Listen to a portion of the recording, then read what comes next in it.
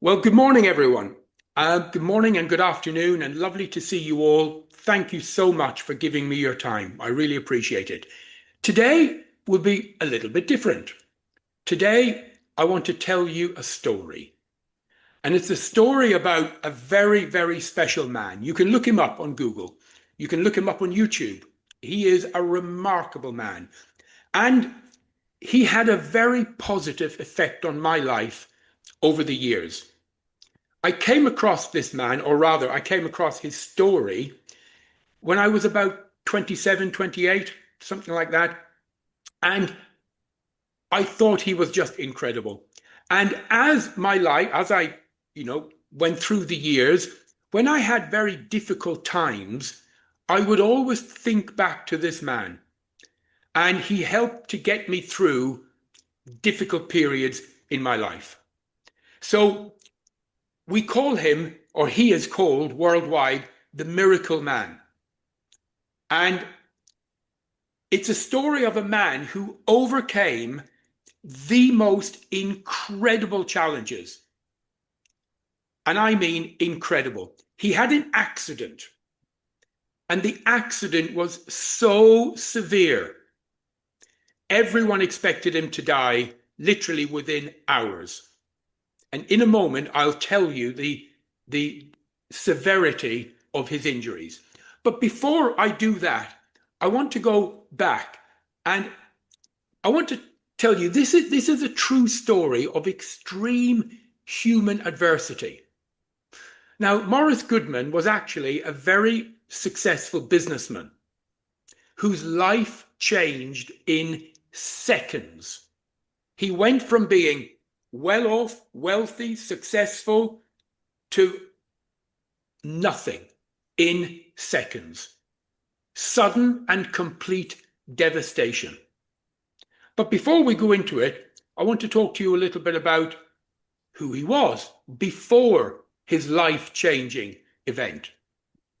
So he was American, a very ambitious young man. He went into the insurance industry, and I resonated with that because when I left the Royal Marines, I also went into the insurance industry. And he, through his personal leadership, ambition, discipline, he built. He was very goal-oriented, and he had a passion. His hobby was aviation, flying. And he bought his own small private plane. And that's what he used to do in his days off, in his time off. He loved to fly. Now, on this slide, I've written a quote from him at the bottom in red. I refused to accept the word impossible. And I thought, what a wonderful statement that is.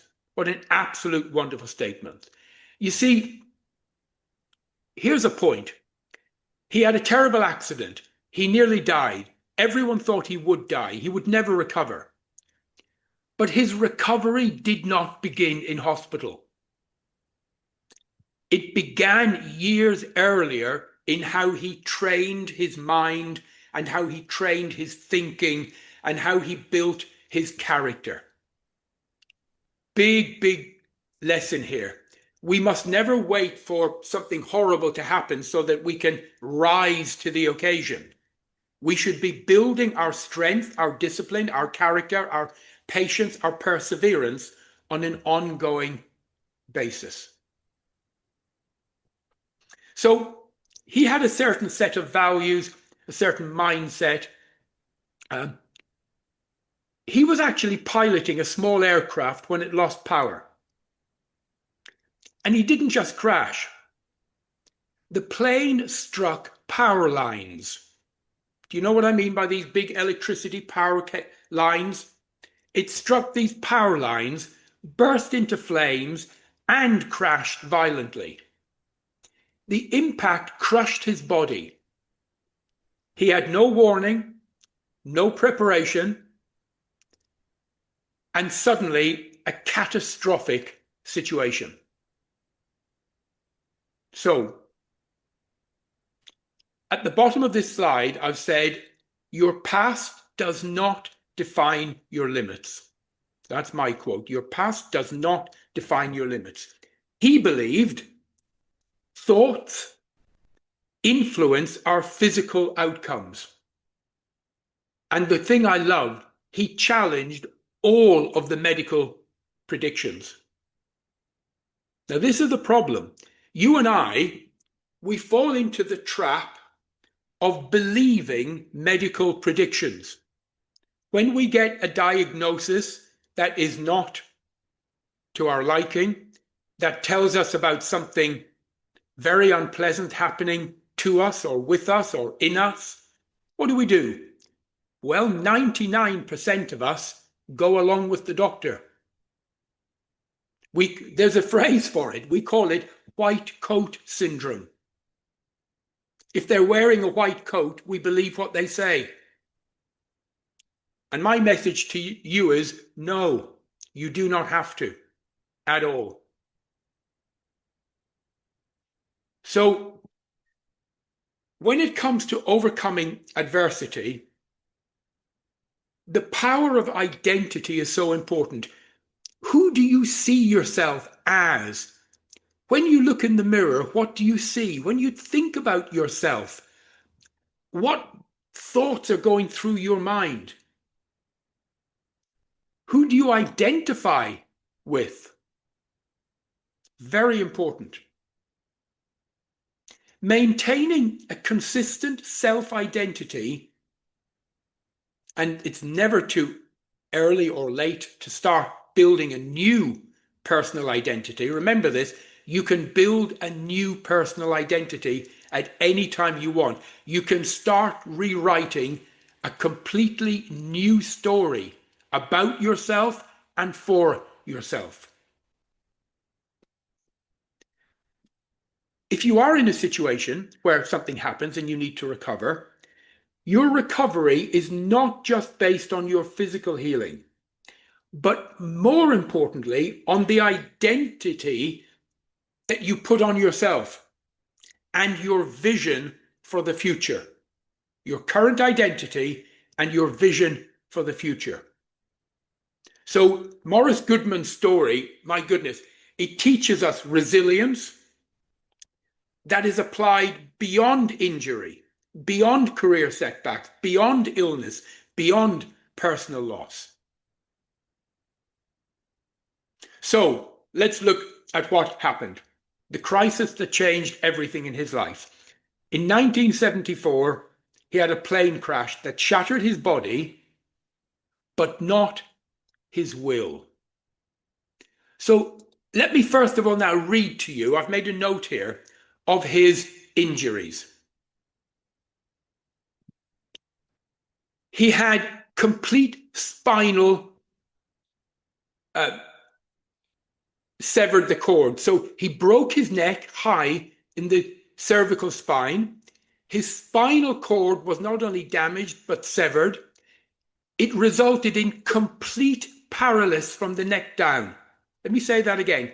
Completely paralyzed. He was quadriplegic. He had no movement at all in his arms, his legs, his torso. His condition was classified as irreversible. Okay, he had no independent movement. He had no independent breathing. He could not breathe on his own. And they had no expectation of neurological recovery. His diaphragm was completely crushed and paralyzed. So as I said, he could not breathe. They had to put him on a breathing machine. He was placed on a ventilator to stay alive. Without mechanical assistance, he would have suffocated within minutes. This alone, just that one injury, put him in a category of patients with almost zero survival odds. His throat, his vocal cords and larynx were totally crushed. He could not speak. He could not make a single sound. Not only that, he could not eat. He could not swallow. He could not drink anything. Nutrition had to be delivered through a tube in his body artificially. This is interesting. Doctors told him he would never speak again. So, he could not move. He could not sit up. He could not scratch an itch. He could not signal for help. Do you know the only thing in his body that he could move? Only one thing. His eyes. The only thing that he could move were his eyes. But he was fully conscious and he was fully aware all the time, and he was trapped in his own body. I want you to imagine that. Paralyzed, crushed, you can't eat, you can't drink, you can't even breathe, you can't swallow, but you are fully aware, and the only thing you can move are your eyes. He could blink his eyes. Now that condition is psychologically devastating. And apart from everything else, it's bound to lead to severe depression and withdrawal. Doctors told his family he would almost certainly die. And then they said, if by a miracle he lives, he will never walk, he will never speak, he will never breathe on his own, and he will need full-time care for the rest of his life. So that is the extent of his injuries. Unbelievable. So, but I've written here at the bottom in red on the slide, never ever accept someone else's limits on you as your own. And this is a trap we fall into occasionally. Okay. Okay. So let's look. Oh. So what happened? Well, he made a choice. He chose daily to fight for recovery. How did he do that? Well, slowly, bit by bit. He realized that recovery is going to be an ongoing process with repeated effort and repeated attempts to communicate. There's a quote at the bottom of this slide by the famous Viktor Frankl that says, between stimulus and response, there is a choice. Now, we've always heard, it's not what happens to you, it's how you respond.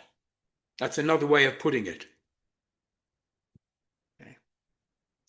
So there was a turning point. Morris Goodman made a decision. He made a decision, and he talked about this later. He made a decision he would not accept the doctor's verdict. Let me say that again. He made the decision that he did not believe the doctor and he would not accept the doctor's verdict as final. He absolutely refused to surrender his identity and his future. He chose responsibility over helplessness. You know, when circumstances are fixed, something happens to you, what choices still remain? Well,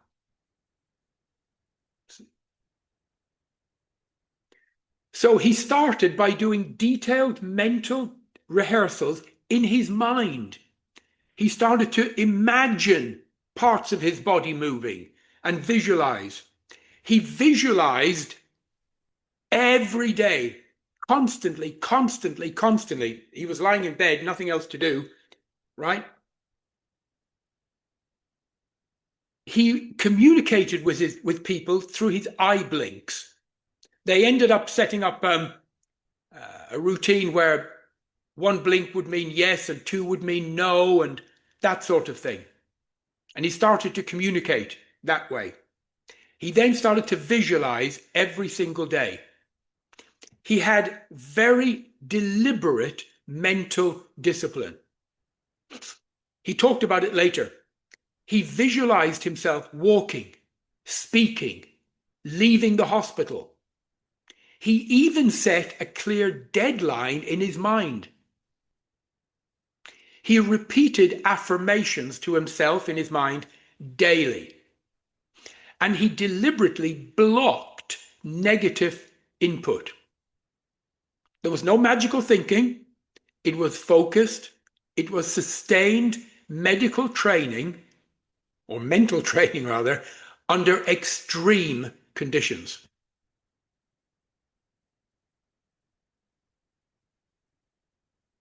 And then tiny victories. Recovery began with microscopic goals. I mean, he set tiny little goals. Breathing, helping his breathing to become better. A goal of swallowing. He imagined and visualized for days that he would be able to swallow. Imagine that. He imagined being able to move a finger. And he focused on his little finger. And he visualized it.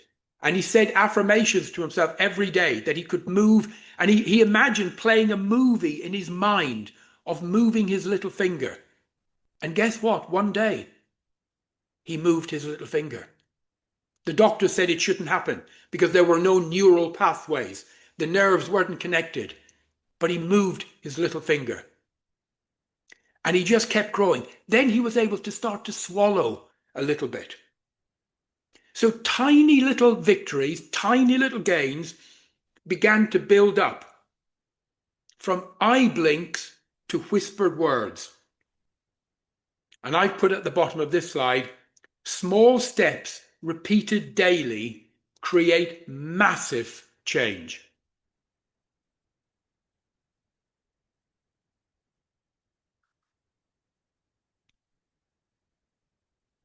I cannot describe to you the pain he went through. He was in constant, not pain, agony. Constant agony. And then as he started to recover and he began to receive what you would call physical therapy, it was incredible. It was excruciating. It was exhausting. And progress was not linear. He would make a bit of progress and then bang, lose it all again. Then he would make a bit of progress and lose it all again. But he kept reinforcing his mindset, the message. Action created results. Action creates results. Also acknowledge the roles of people around you. His family were a massive support to him. And in life, you and I, when things go wrong, we need support. We can't become a hermit. We can't just lock ourselves away and say, you know, I'll deal with it myself.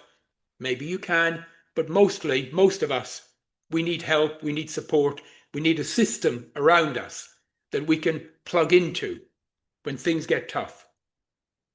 So he was lucky he didn't have much of a family, but a very small family. And then the medical staff around him were just, I mean, they literally could not believe what they were seeing. They could not believe that this man who should be dead, who should be paralyzed for the rest of his life, was suddenly starting to swallow on his own. Then he could make little noises, little sounds, which eventually turned into a word, a single word. Then he was able to say two words, a second word. He moved his little finger, then another finger, then he moved his hand. They could not believe that this was happening. So the medical staff started to come and be positive in their support of him. And that was very important. Daily discipline and painful progress go hand in hand. And then I've written at the bottom one of the definitions of discipline. I'd like you to remember this. And by the way, if you want to have these slides, I can send them all to you. You just email me and I'll send them. Discipline. Discipline is choosing between what you want now and what you want most.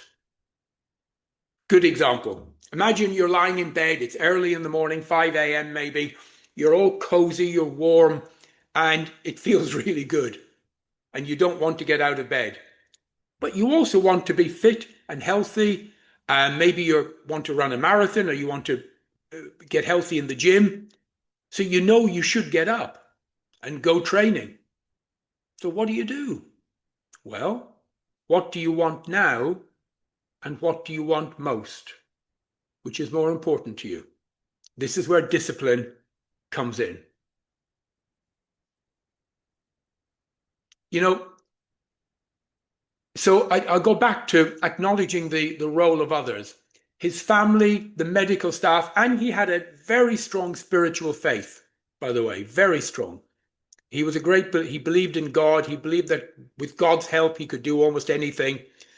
And his sister played, she was the major member of his family. She played a critical role in his communication, helping him to set up a communication system using his eyes, using blinking. Yeah. So he overcame all the medical predictions through relentless effort, and here's the word, belief. Effort and belief.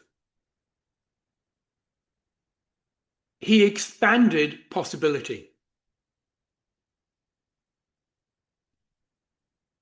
This one here, expectations.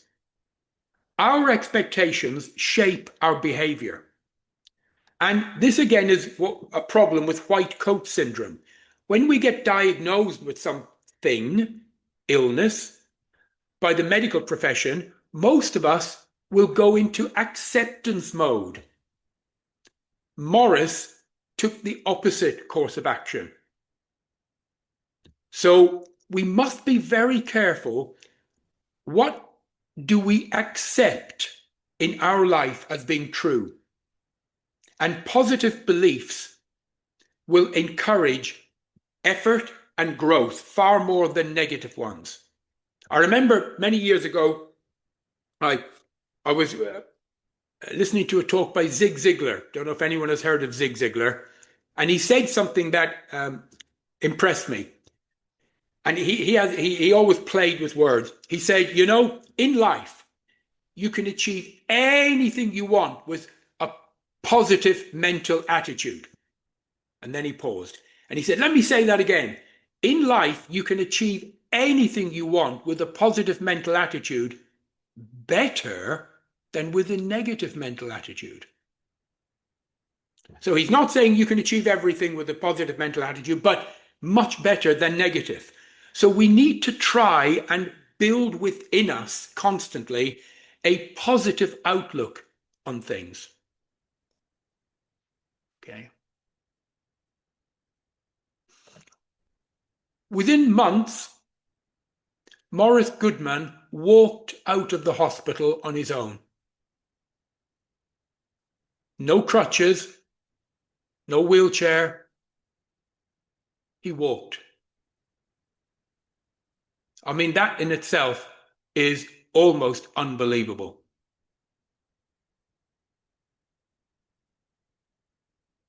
He then went on to write a book about it.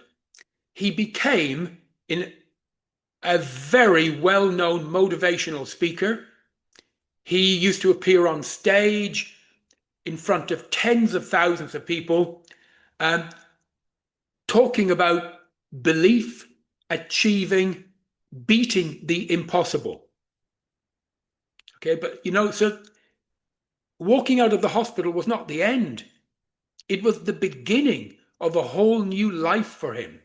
He became a best-selling author, an international speaker. He was later featured in a movie by Rhonda Bryan called The Secret. Don't know if any of you have ever seen the DVD or CD or movie The Secret. He was in there. He rebuilt his career. He rebuilt his relationships. He rebuilt his purpose in life. And his life after the accident was not smaller. It was larger and more meaningful. He achieved even more. So,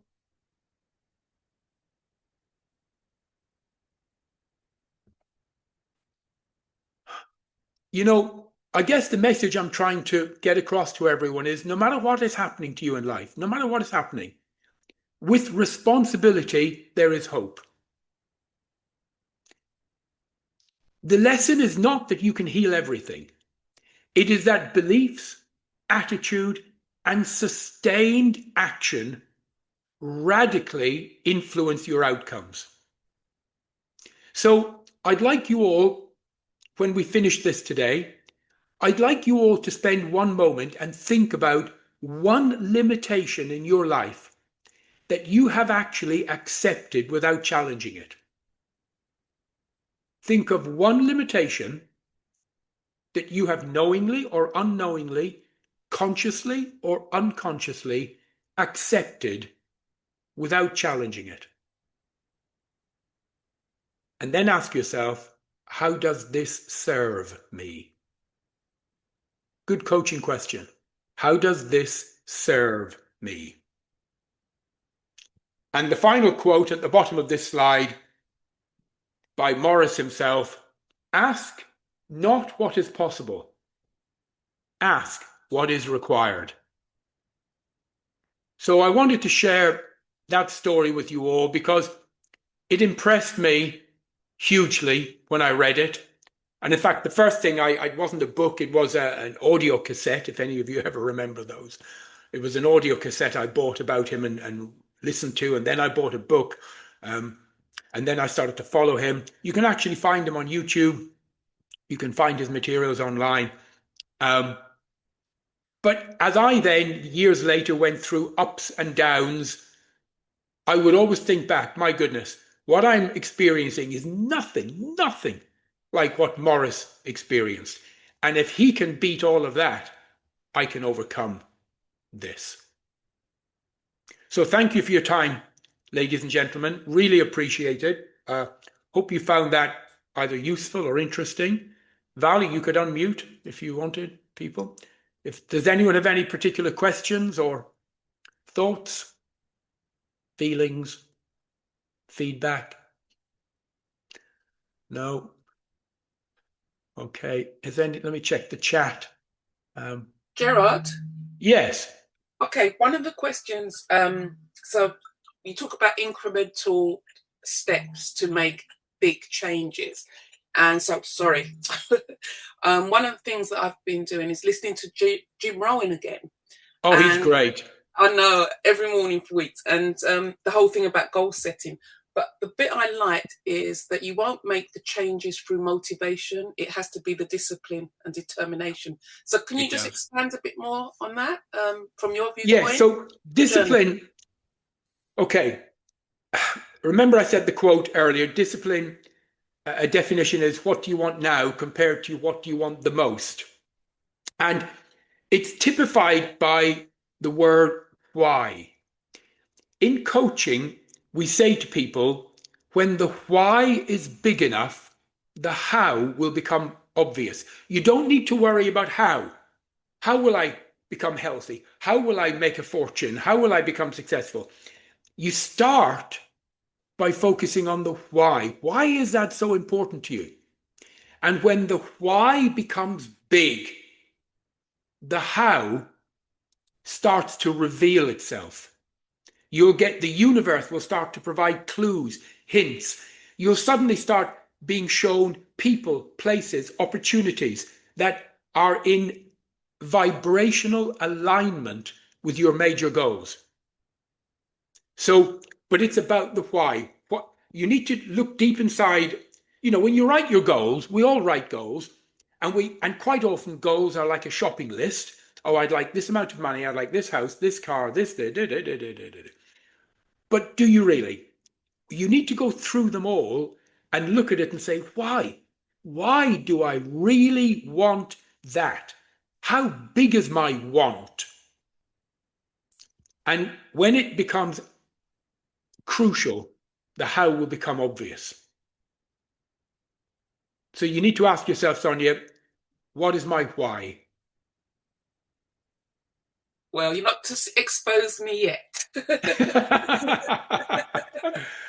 yeah, great response. But and I liked a bit about sometimes we're always running for the shiny objects. but sometimes you have to step back. So the Jim Rowans, the Zig Ziglars, the Abraham Hicks, all of those set the foundation. The optimistic, the optimistic guy wrote the book. And again, it's about, as you say, if the why is big enough, the how will be obvious. So anyway, I'll be tapping you up later. Indeed. We need to have that coffee on Zoom. The other thing is, these men that Sonia has mentioned and that I've mentioned, Jim Rohn, Brian Tracy, Zig Ziglar, Jim Brown, Anthony Robbins, these are all out there. They've produced books and audios and videos and YouTubes. They are there for all of us to plug into and get that extra little dose, injection of motivation that we sometimes need when we feel a bit lost or we feel a bit down. And we do. We all feel a bit lost at times. We feel a bit lacking in direction. Life has a habit of just coming up and knocking us down when we're not expecting it. It happens all the time. So be aware, your past does not define your future. Your present does not define your future. All right. Listen, thank you all so much, guys and girls. Lovely to see you all. And all being well, I'll see you all next week. Take care, everyone. Thank you.